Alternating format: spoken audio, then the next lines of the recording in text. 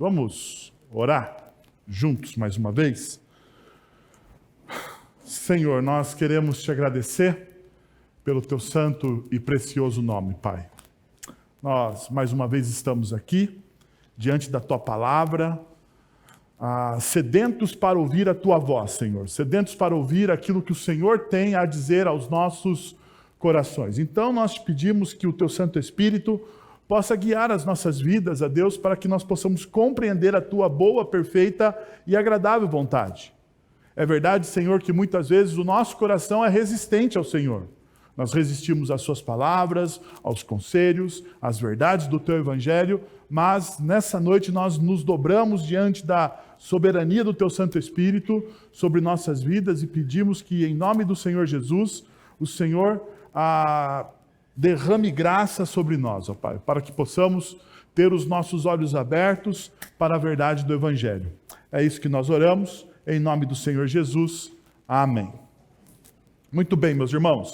Como vocês sabem, nós estamos estudando o Evangelho de Marcos, nós estamos caminhando, chegamos ao capítulo 3 e provavelmente nos próximos domingos venceremos o capítulo 3 e entraremos nos demais capítulos. No entanto, deixa eu lembrar a vocês algumas coisas que nós já falamos aqui sobre o Evangelho de Marcos. O Evangelho de Marcos, ele é o primeiro evangelho, ou na tradição cristã, na tradição normal cristã, ele é considerado o primeiro evangelho a ser escrito, né? Apesar de na sua Bíblia o Mateus está na frente, o Mateus ele deu um somebody love na frente do Marcos, mas o Marcos é o primeiro evangelho a ser escrito, ok?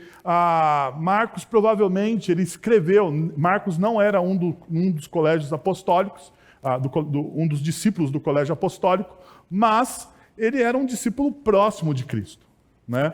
Uma testemunha ocular da pessoa de Jesus na história. No entanto, provavelmente dizem os estudiosos que Marcos ele escreveu muitas das pregações ou das exposições dos ensinamentos de Pedro. Então, poderia ser um evangelho Marcos/Pedro, né? Dentro da tradição cristã.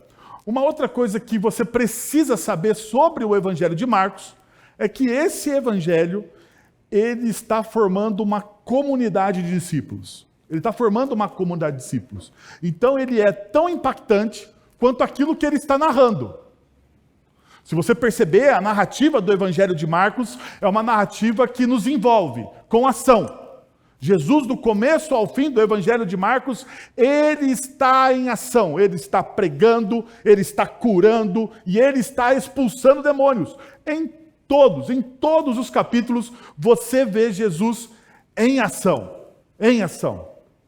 Isso aqui é muito importante você saber. Por quê? Porque a intenção do evangelista é colocar o nosso coração em xeque.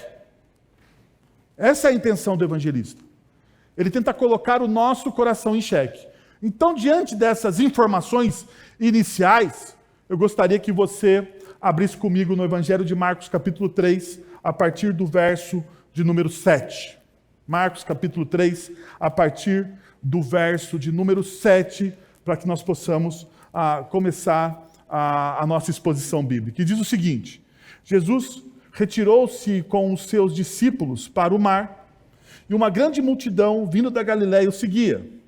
Quando ouviram a respeito de tudo o que ele estava fazendo, muitas pessoas procedentes da Judéia, de Jerusalém, da Idumeia, das regiões do outro lado do Jordão e dos arredores de Tiro e de Sidom, foram atrás dele. Perceba uma coisa muito importante nesse texto. Muitas regiões são colocadas aqui. Existe uma lista de localidades que é colocada logo no começo do texto que nós estamos estudando. Então, a diversidade é imperativa no reino de Deus. Uma vez que Jesus não só consistentemente enfatizava, mas também ordenava a inclusão de pessoas de todas as tribos e nações ao redor do mundo. E você vai perceber isso. Observe a diversidade. Alguns vinham da Galiléia, do norte de Israel, sendo majoritariamente judeus. embora também pudesse incluir alguns gentios. Outros vinham da Judéia, do sul de Israel e de Jerusalém, sendo prioritariamente todos ali judeus. Aqueles que vinham da Idumeia, a sudeste da Judéia, seriam uma mistura de judeus e gentios. Outros ainda vinham do Oriente, do outro lado do Jordão, a região das 10 cidades predominantemente gentias, conhecidas como Decápolis. Por fim, algumas pessoas vinham de Tiro e Sidom, a noroeste da Galileia. Estas provavelmente eram principalmente gentias. Essa mistura é apropriada, pois o reino de Deus é composto de pessoas de todas as tribos e nações ao redor do mundo. Jesus consistentemente ele enfatizava essa ideia de que para todos havia lugar no reino. E Marcos está dizendo exatamente isso. Quem são as pessoas que estavam à procura de Jesus? Todas as pessoas. Todas as pessoas, independente da sua nacionalidade, da sua visão política, da sua esfera de atuação social, todas essas pessoas estavam atrás do Cristo. Então, o que o evangelista está nos mostrando? Que o reino de Deus, eu sei que essa palavra é uma palavra bem complicada dentro da nossa sociedade hoje, mas o reino de Deus, ele é altamente inclusivo. Inclui todos, sem discriminação alguma. E isso, para a espiritualidade daquela época, era uma grande revolução. Por que era uma grande revolução? Porque os israelitas, eles eram altamente exclusivistas. Eles, com o passar do tempo, tanto no cativeiro babilônico, mas depois do cativeiro babilônico, diante de tantos povos conquistando a terra de Jerusalém, eles perderam um pouco da ideia missional da comunidade de Israel. Quando Deus funda o povo de Israel, era para aquele povo ser uma grande nação e uma grande bênção entre todos os povos. Todos os povos deveriam olhar para o povo de Israel e dizer: quanta sabedoria existe em Israel e nós queremos adorar e conhecer esse Deus. Mas por algum motivo, ou melhor, por conta do coração do povo de Israel, isso não se concretizou. Vez após vez, mesmo com a misericórdia e a fidelidade de Deus, atuando a favor do povo de Israel, o povo se mantinha infiel. Diante disso, muitos outros povos, babilônicos, sírios, e até mesmo mais tardiamente o Império Romano, invadiram e tomaram Israel como parte do julgamento de Deus sobre Israel. Tudo porque Israel deixou de ser um povo para todas as nações. Uma das coisas que nós precisamos olhar para esse texto e pensar é se o novo Israel, que é a igreja de Jesus, é um povo para todas as nações. É um lugar, para todas as nações. Se a nossa comunidade é um lugar de acolhimento, onde as pessoas se sentem em casa, apesar das suas diferenças. A ideia principal do texto de Marcos é que todas as pessoas que iam a Jesus, de alguma forma, elas eram acolhidas, eram abraçadas. E todos estavam atrás do Cristo. Mas aqui a gente precisa dar uma pausa. Porque nem todo mundo que está atrás do Cristo está atrás daquilo que Cristo de fato oferece. Tem gente que está atrás do Cristo simplesmente pelos benefícios do poder que Jesus tem. E a gente vai ver isso um pouquinho mais adiante. Então veja, aqui está a primeira coisa que a gente precisa olhar e pensar quando nós percebemos a nossa comunidade, quando nós nos percebemos como discípulos de Jesus. E o texto, ele continua, o texto avança. Por causa da multidão, ele disse aos discípulos que preparassem um pequeno barco para evitar que o comprimissem. Pois ele havia curado a muitos, de modo que os que sofriam de doenças ficavam se empurrando para conseguir tocar nele. Sempre que os espíritos imundos os viam, prostravam-se diante dele e gritavam: Tu és o Filho de Deus. Mas ele lhes dava ordens severas para que não dissessem quem ele era. E daí eu não sei se você, quando você olha para esse texto, você percebe uma tensão que o texto tem aqui. Marcos começa dizendo que o Evangelho é um lugar para todas as nações. Mas daí, logo depois, a gente vê uma tensão no texto. Perceba o que o texto está mostrando para a gente. Versículo de número 10 diz o seguinte: Pois ele havia curado a muitos, de modo que os que sofriam de doenças ficavam o empurrando para conseguir tocar nele. Veja, a multidão demonstra pouco interesse na verdadeira identidade de Jesus, focando-se unicamente no que podem obter dele. A multidão, ela não está nem aí para quem Jesus é. A multidão olha para Jesus com um único interesse: o interesse do que eu posso obter dele. Como eu posso levar uma vantagem estando perto de Jesus? Porque mais ou menos é isso. Por que eu estou dizendo que existe essa tensão? Você percebe? A multidão, ela vai atrás de Jesus, ela comprime Jesus, ela pressiona Jesus, a ponto de Jesus precisar chamar os seus discípulos e dizer: olha, vem aqui, põe um barco aí, porque o pessoal vai me esmagar. Porque essa é a ideia do texto. O pessoal vai me esmagar. Mas veja uma coisa interessante que o texto nos mostra. A declaração: Tu és o Filho de Deus, está na boca de quem?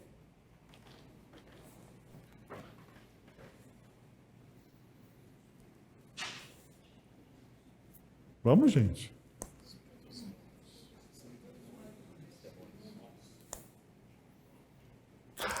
O que está na boca da multidão?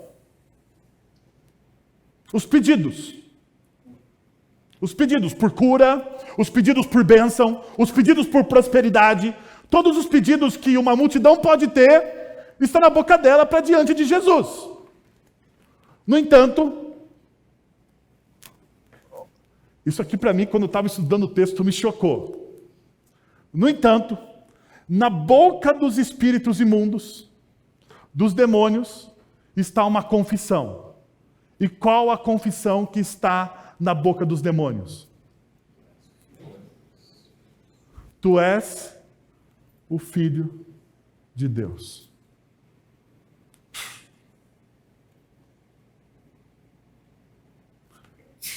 Diante desse cenário, quem é mais crente aqui?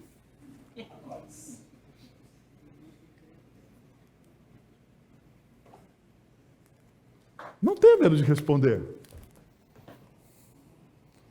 Diante do cenário, quem tem a afirmação certa de quem é o Cristo? Uau!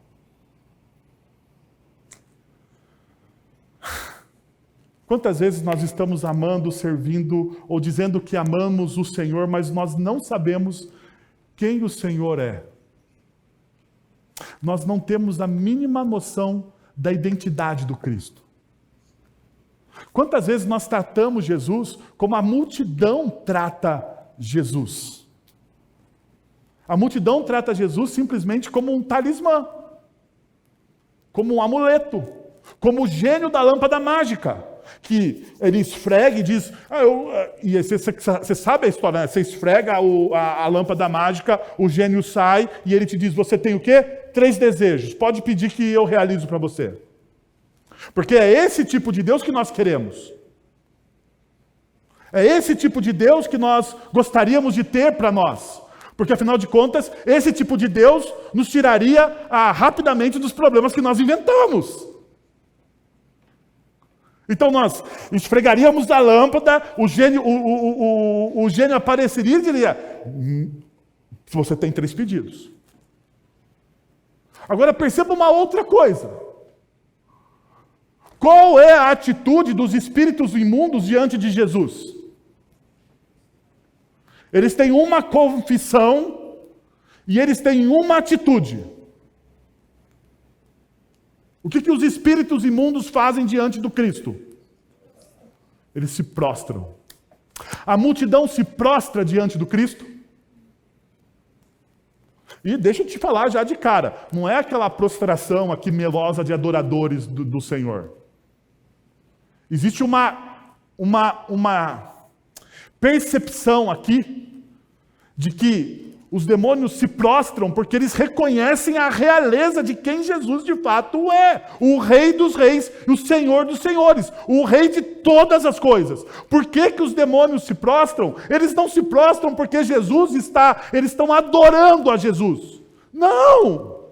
Eles se prostram porque Jesus é o Rei dos Reis e o Senhor dos Senhores. Pergunta: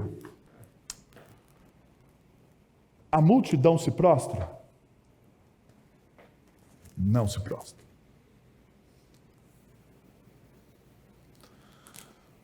Eu não queria fazer essa pergunta. Não queria. Mas hoje pela manhã eu fiz ela várias vezes. De que lado você está?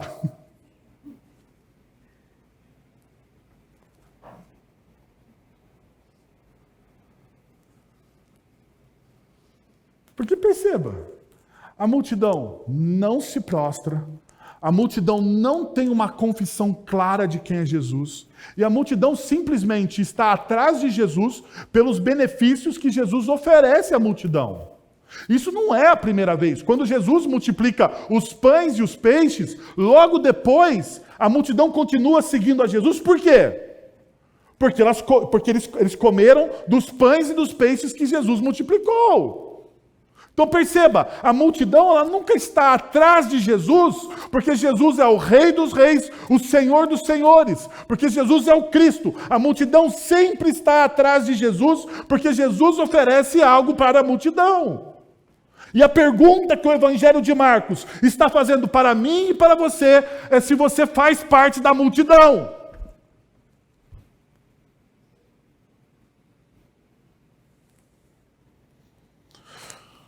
Você faz parte da multidão? Da multidão que não reconhece quem Jesus é? Da multidão que trata Jesus como um amuleto? Da multidão que só lembra do Cristo quando você entra em uma grande enrascada, e daí você não tem nenhuma situação para te ajudar, você não consegue se ajudar, daí você fala assim, bom, eu preciso de alguém que seja um pouquinho maior do que eu, né? E daí você lembra de Jesus, daí você lembra de Deus. Porque é exatamente o que está acontecendo aqui. Então veja só, enquanto a multidão não sabe quem Jesus é, em contrapartida, os demônios possuem pleno conhecimento da identidade de Jesus e se prostram diante dele.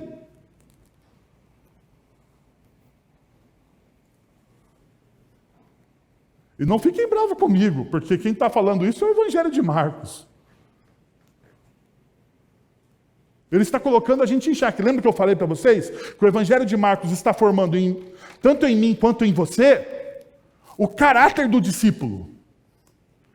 E o discípulo sabe exatamente quem o Cristo é. O discípulo segue o Cristo não pelo benefício que Cristo dá ao discípulo. O discípulo sabe e se prostra diante de Cristo porque Cristo é o Rei dos Reis e o Senhor dos Senhores.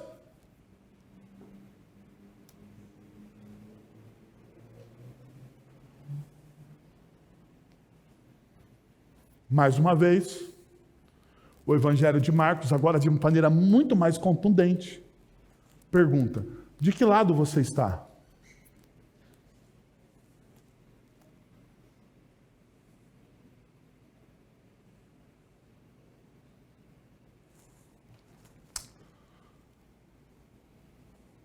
O texto continua.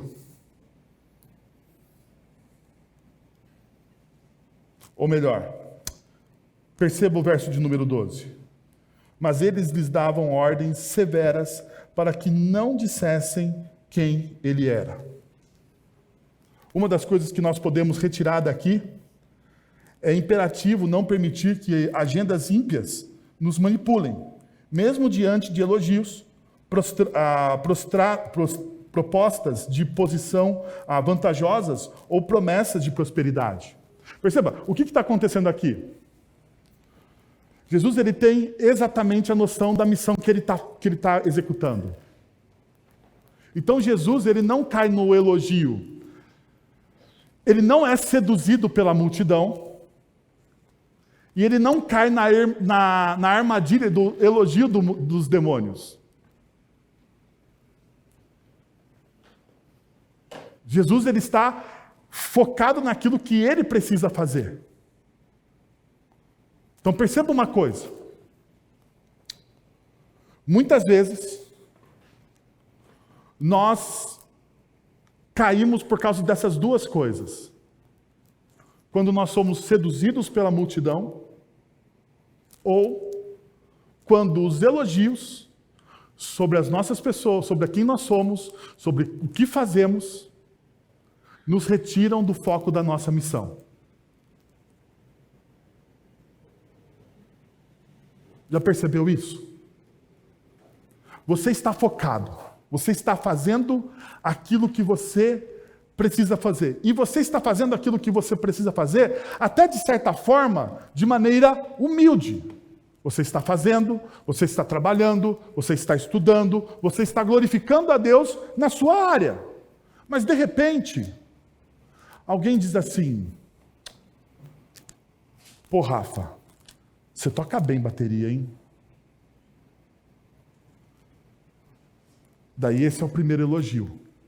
E segundo o C.S. Lewis, elogio é como uma mosca azul que planta um verme na sua pele ou no seu coração.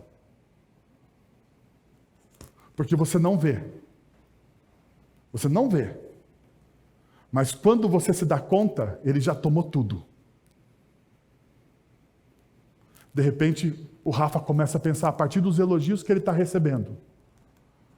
Pô, é verdade. Eu sou um bom baterista. É muito ruim tocar com o Guilherme, velho. O Guilherme toca uma guitarra de 3 cordas. Não, 3 ou 4? Baixo. Tem 4? É um baixo. É um baixo de 4 cordas. Ele toca um baixo de 4 cordas. E mesmo tendo só 4 cordas, ele erra as notas. Você pensa, meu Deus, eu sou muito bom para tocar com o Guilherme. E daí o Rafa vai ouvindo os elogios. E daí ele olha para o pessoal do vocal e fala assim, pô, é um dessabor eu me esmerar aqui na bateria e aquele pessoal do vocal, toda vez eles entram errado na música. E eu preciso então ficar aqui ajeitando. Eu tenho que salvar a banda. Eu tenho que salvar a banda. Ele perdeu o foco da missão. Quem se tornou o centro? Ele. Ele se tornou o centro.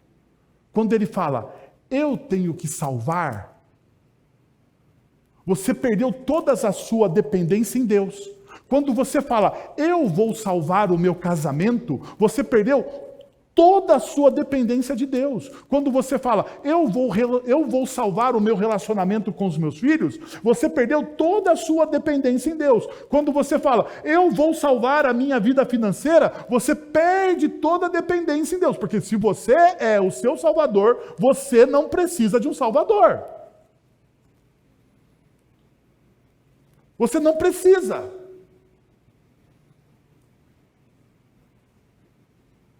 Então perceba, o que Jesus está nos mostrando aqui, o que Jesus está fazendo. Demônios se prostram diante dele, reconhecendo que ele é o Filho de Deus. Jesus novamente exige o que deles? Silêncio. Fiquem em silêncio. Uma declaração demoníaca sobre sua divindade não ajudará em nada a sua missão, mesmo sendo o quê? Uma verdade. Mesmo sendo uma verdade. É tanto a fonte errada quanto o momento errado. Jesus será plenamente revelado, não pela confissão demoníaca, mas pela cruz do Calvário. Perceba, após uma tentativa fútil de tentar controlar Jesus, os demônios são silenciados pela autoridade do Cristo.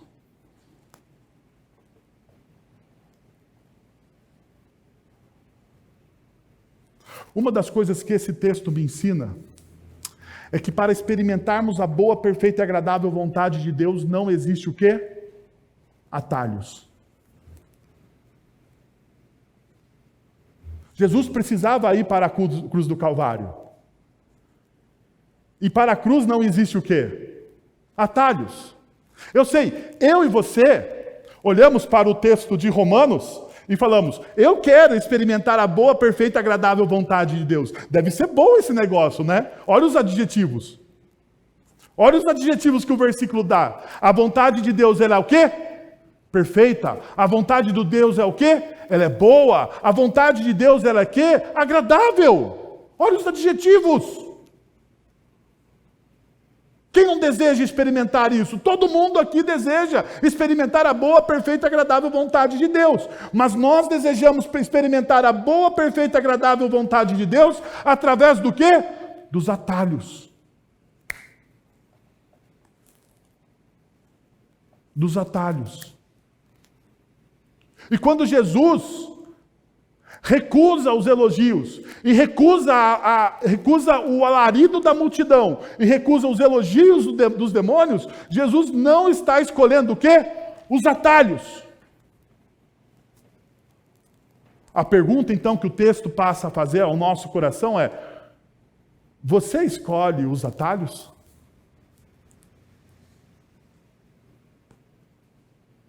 Você escolhe os atalhos?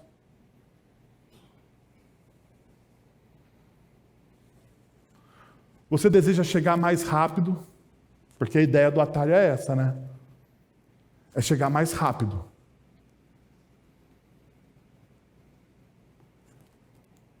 Mas ele nunca chega no lugar. Já perceberam? Que você sempre se desvia, você sempre acha que vai ser mais rápido por causa do seu conhecimento, do seu entendimento. Mas você nunca chega no lugar que você planejou.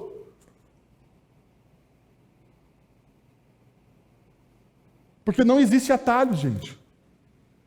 Para experimentar a boa, perfeita e agradável vontade de Deus, você precisa seguir exatamente aquilo que Deus planejou para a sua vida. Assim como Cristo estava fazendo. O que Jesus está fazendo? Jesus está seguindo plenamente aquilo que Deus planejou para a vida dele. Sendo assim, não existem atalhos. Mas o nosso coração, é louco por um desvio. É louco por um desvio. O nosso coração busca esse desvio. O texto está, então, nos advertindo. Cuidado. Cuidado com o alarido da multidão. Cuidado com os elogios. Cuidado quando você começa a se achar e você para de se depender de Deus, exclusivamente de Deus. Cuidado quando você se acha o salvador de todas as coisas. Porque talvez você já tenha entrado no atalho. E o texto, ele segue. Diz o seguinte: Jesus subiu ao monte e chamou a si aqueles que ele quis, os quais vieram para junto dele. Escolheu 12, designando os apóstolos, para que estivessem com ele, os enviasse a pregar e tivessem autoridade para expulsar demônios. É interessante que no texto paralelo de Lucas, diz que Jesus ele passou a madrugada orando. A noite toda orando, antes de escolher os 12. Aqui no texto de Marcos, como nós sabemos, Marcos tem pressa. Marcos tem pressa. Ele faz uma síntese do fato que Jesus aconteceu. Mas Jesus, ele escolhe e ele chama. Perceba, Jesus, ele vai primeiro para um monte. Para um monte. E se você aqui é de um movimento mais avivalista, você vai falar, eu sabia que o monte tem uma teologia. Ainda mais depois do que eu vou te mostrar. Porque, perceba, que Jesus, toda vez que tem algo crucial na vida de Jesus, ele está no monte. Né? Perceba, olha só, a tentação por Satanás, Jesus está onde? No monte. O sermão da montanha, Jesus está onde? Na montanha, no monte. A transfiguração de Jesus, ele está onde? No monte. Daí, se você pegar os textos, você vai perceber assim, o monte tem um lugar, né, especial na espiritualidade cristã. Mas não é isso a ideia. A ideia é que Jesus se retirou sozinho. Não é que o monte te leva para perto de Deus. É que Jesus estava sozinho. Falando com o próprio Deus, com Deus Pai. O Deus Filho se encontrando com Deus Pai. Essa é a ideia do monte. É ali que eles se encontravam. Se você pegar uma teologia mais extensa do monte, você vai lembrar que Moisés recebeu as tábuas da lei aonde? No monte.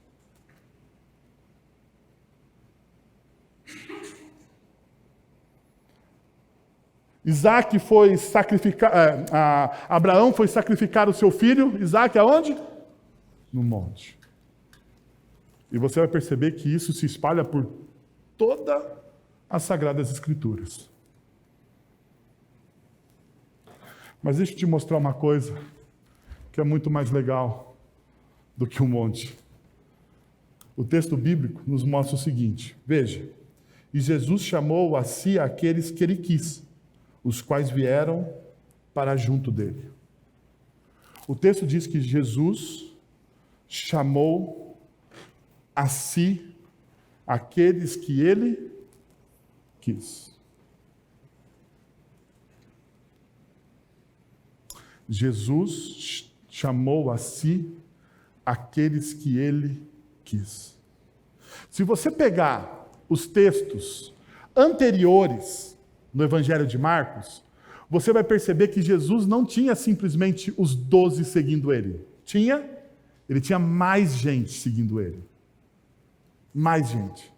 E aqui então, tem uma das coisas mais bonitas e mais importantes da teologia cristã.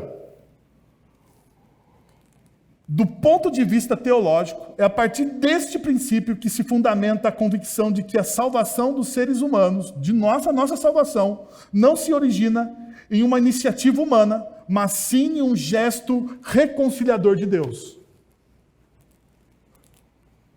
Não é você que olha para os céus e diz, eu preciso de Deus. Talvez você chegue a essa conclusão porque Deus, de alguma forma, levou você até essa conclusão. Mas diante do texto bíblico, e não somente desse texto, mas de outros textos, você vai perceber que Jesus, ele chama as pessoas, ele atrai as pessoas, ele convida as pessoas, ele dá oportunidade às pessoas que ele quer. Você já parou para pensar que diante desse texto, você está aqui, ouvindo o Evangelho, é uma oportunidade? Porque, de alguma forma, Deus na eternidade conspirou para você estar aqui hoje ouvindo o que você está ouvindo?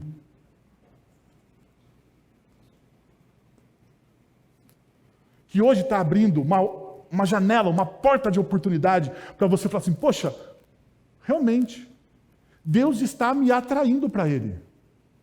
Deus está me trazendo. Muitas vezes eu não quero, mas Ele vai me cercando. E parece que vai se afunilando as situações e eu vou indo na direção que Ele quer. Porque a salvação, a obra da salvação não tem a ver comigo e com você. Não tem a ver com o meu esforço, com o seu esforço. Não tem a ver com a minha bondade, com a sua bondade. Não tem a ver com os meus méritos e com o seu mérito. A obra da salvação é exclusivamente do Cristo. E perceba o que o texto está dizendo. Ele chamou a si aqueles que ele quis. Os quais, diante do chamado dele, vieram para junto dele.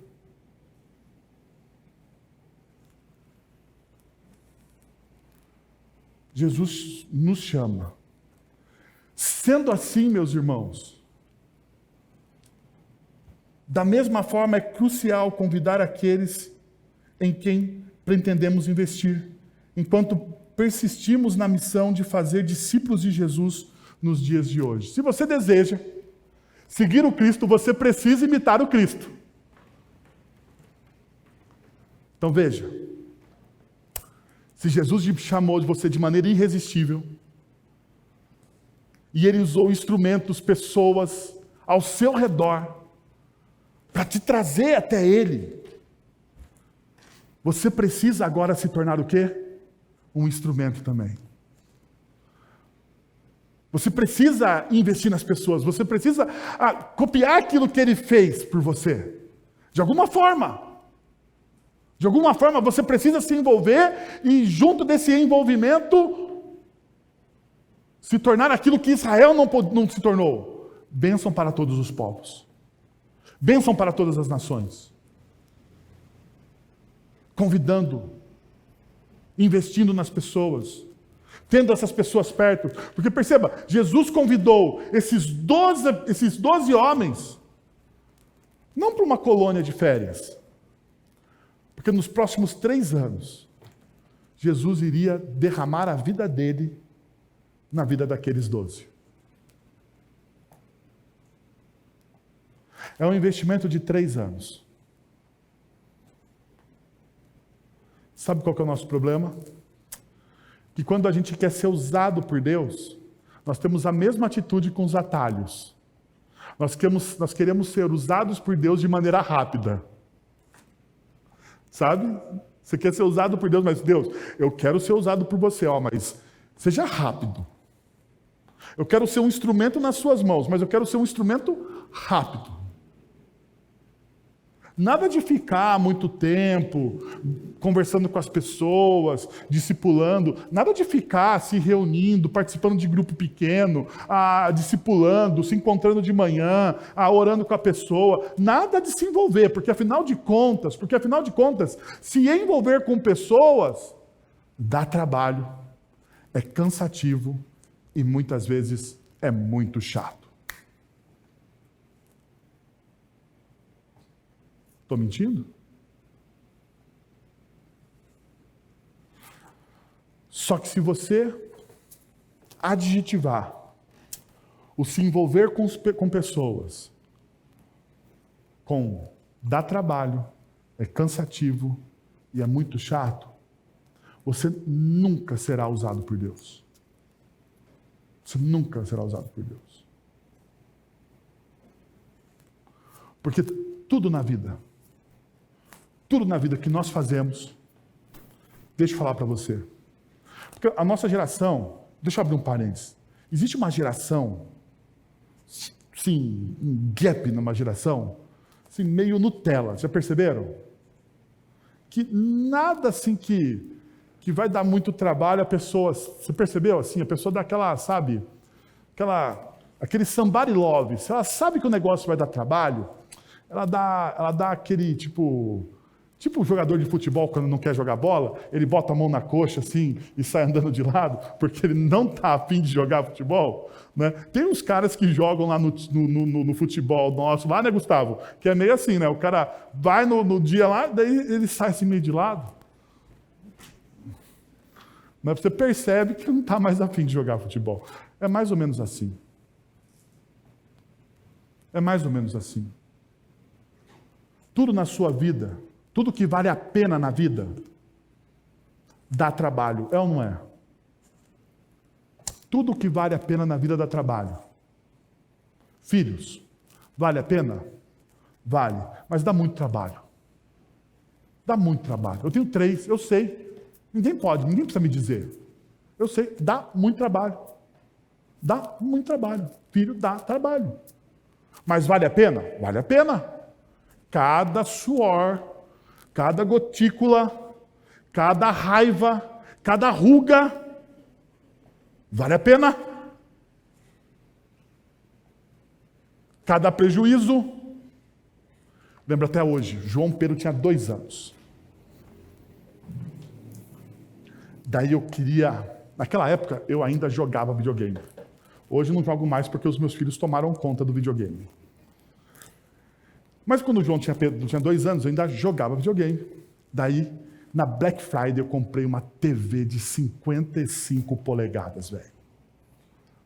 Não para assistir, para jogar videogame.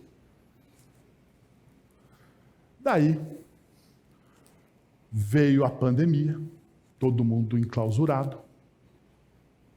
No começo foi na pandemia? Foi na pandemia, né, amor? Meu amor, a Cá falou, foi na pandemia. Todo mundo em casa. Eu estava no escritório, trabalhando, como que dava para trabalhar. A Kathleen estava na cozinha arrumando o almoço. E de repente eu ouço o meu filho mais velho falar assim: pai, venha ver o que aconteceu. Quando o seu filho mais velho fala: pai, venha ver o que aconteceu, dá um frio na espinha. Fui, cheguei na sala, o João Pedro, ele tinha um martelo do Thor. Era de plástico, mas era do Thor. Ele quebrou o cristal líquido da minha TV. Não fazia 1 mês que eu tinha posto na parede.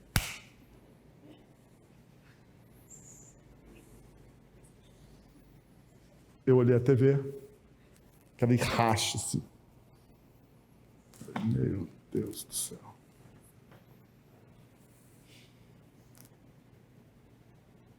Não dá para se desfazer do filho, dá? Não dá para rebobinar a fita. A única coisa que você pode fazer é ser o quê? Daí, naquele dia, eu aprendi o que é graça. Aprendi o que é graça. Porque graça é favor e merecido. O meu filho, aquele dia, eu fiquei muito bravo, gente. Eu não sei o que o meu filho merecia. Mas eu olhei para ele e falei assim: eu preciso investir na vida dele, amar e aguentar firme. Aguentar firme. Porque vale cada suor. A vida do meu filho é mais preciosa do que uma TV de 55 polegadas, apesar de você passar raiva na hora. Tudo na vida que vale a pena dá trabalho. Tudo. Tudo na vida que vale a pena dá trabalho. Educar um filho leva-se uma vida. É ou não é? Dá trabalho. Um casamento. Dá trabalho o casamento? Meu Deus! Lógico que dá. Fazer uma mulher feliz é o trabalho de um Hércules, meus irmãos. Pela barba do profeta. Os casais vão aqui, eu tenho um esquema aqui que todo casamento que eu vou fazer, celebrar aqui na igreja, o casal tem que se encontrar 5 vezes comigo. Até o dia do casamento. E eu falo para eles desistirem. Porque eu falo a realidade do casamento para eles. Assim, é um negócio sério, é uma aliança que você faz diante de Deus e que dá trabalho. E que dá trabalho. Você no casamento, menino, deixa de ser menino e se torna o quê? Homem. No casamento, meninos deixam de ser meninos e se tornam o quê? Homens. Mulheres deixam de ser meninas e se tornam o quê? Mulheres. Mulheres. Continuam princesas, mas mulheres.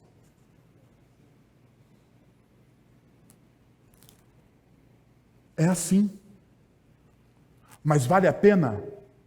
Lógico que vale a pena. A mesma coisa, eu gostaria de aplicar isso ao discipulado. Porque o discipulado é você gerar filhos espirituais.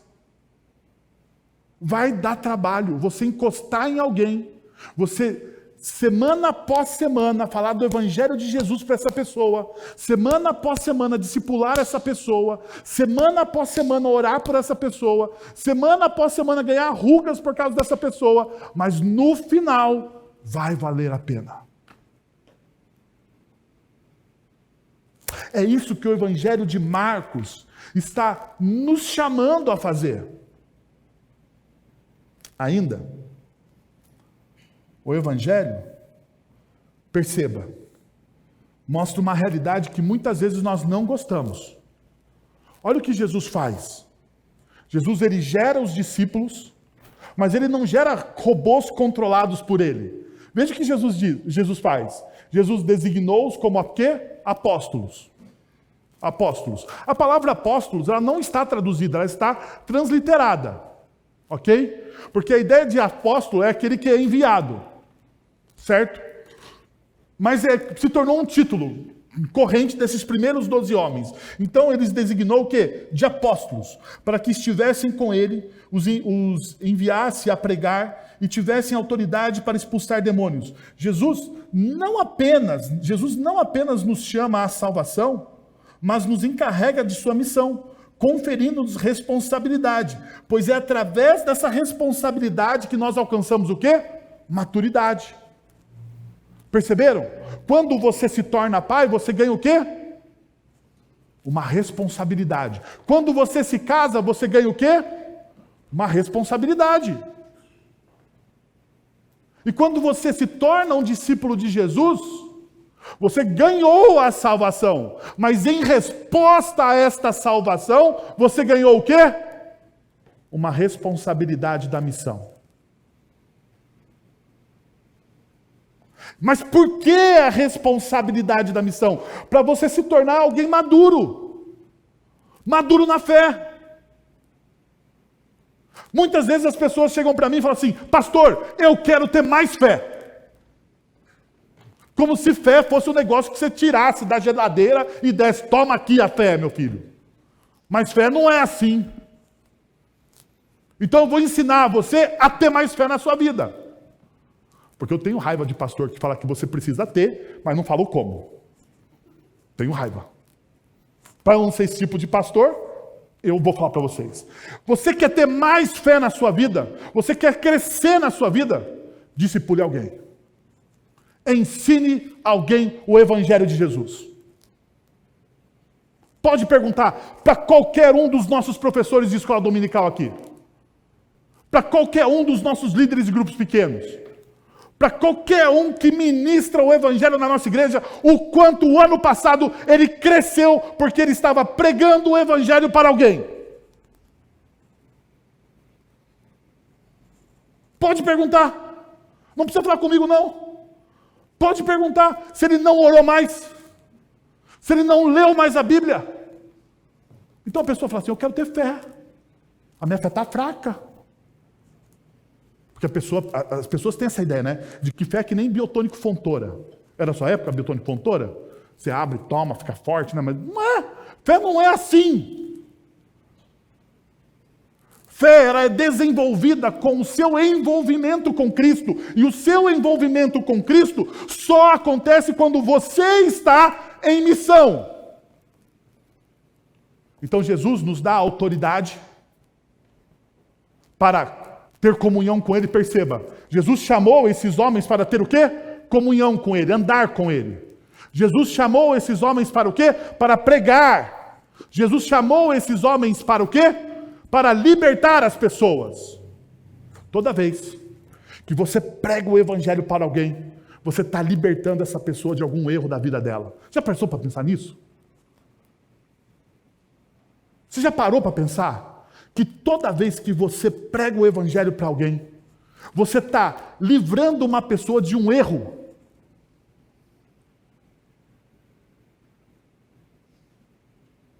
Você está evitando que aquela pessoa caia em um erro, se separe, trate mal os seus filhos, sei lá, qualquer erro, porque o Evangelho ele tem resposta para todas as coisas, para todas as indagações da nossa vida, o Evangelho tem resposta.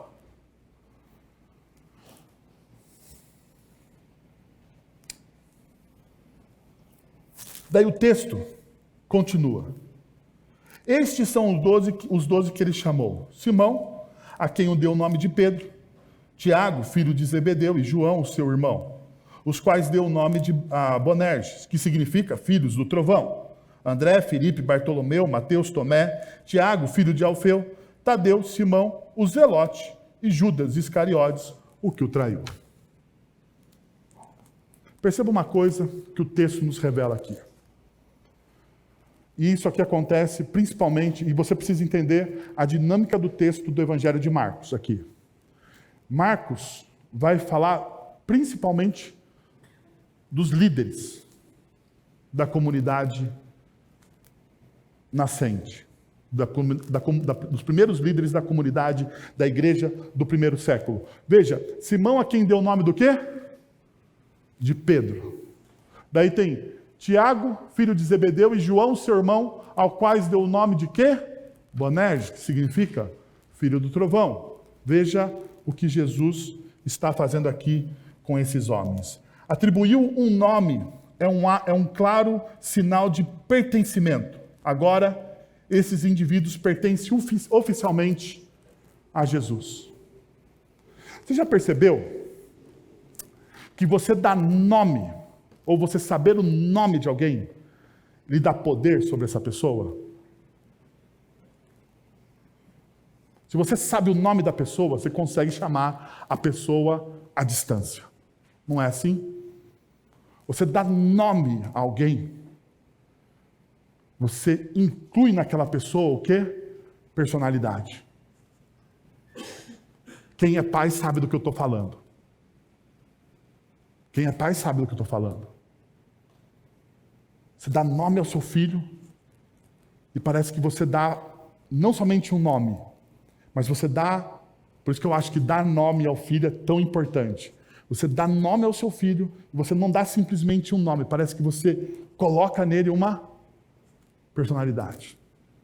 É incrível isso. A Bíblia diz muito disso, né? Principalmente no Antigo Testamento. Os nomes caracterizavam a personalidade da pessoa. Jesus aqui, então, ele está fazendo o quê? Ele está mudando o nome de alguns.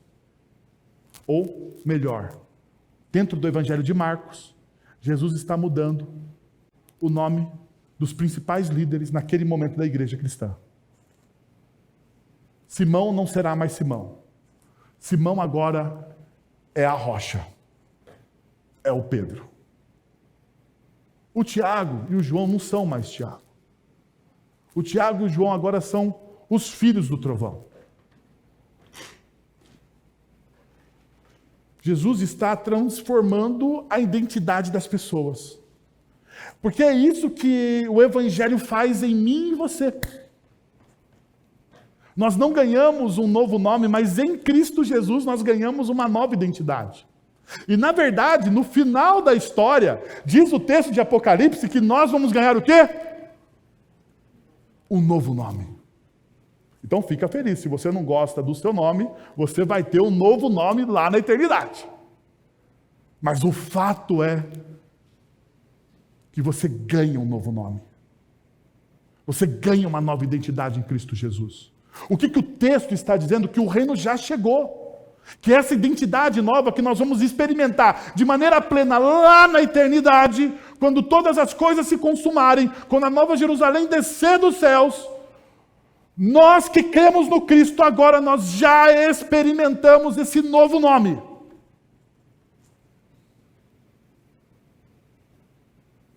Nós já temos essa intimidade.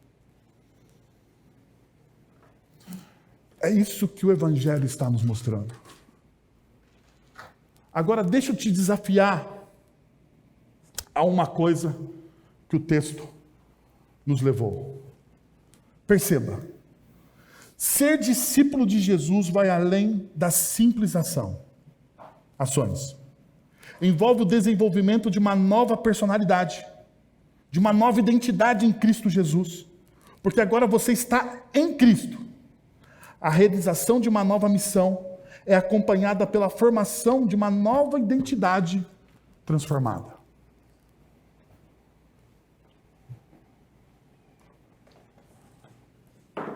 Cristo está nos chamando, meus irmãos, a participar do empreendimento, do maior empreendimento da face da terra, que é o reino dele. E esse convite é para a eternidade. Felipe leu na liturgia o texto de Mateus, que diz que nós não devemos acumular tesouros na terra, mas nós devemos acumular tesouros nos céus. Muitas vezes nós não entendemos, nós somos ocidentais, modernos, nós não entendemos o que isso significa. Deixa eu tentar dar para você o como você acumula tesouros nos céus. Construindo em torno de você uma rede de discípulos de Cristo Jesus. Investindo em pessoas, fazendo parte da missão. Ensinando, pregando. A melhor coisa que você deixa, o maior legado que você dá na sua história,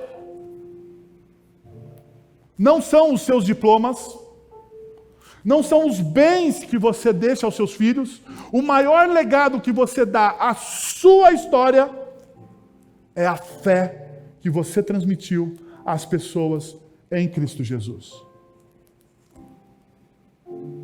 O maior legado.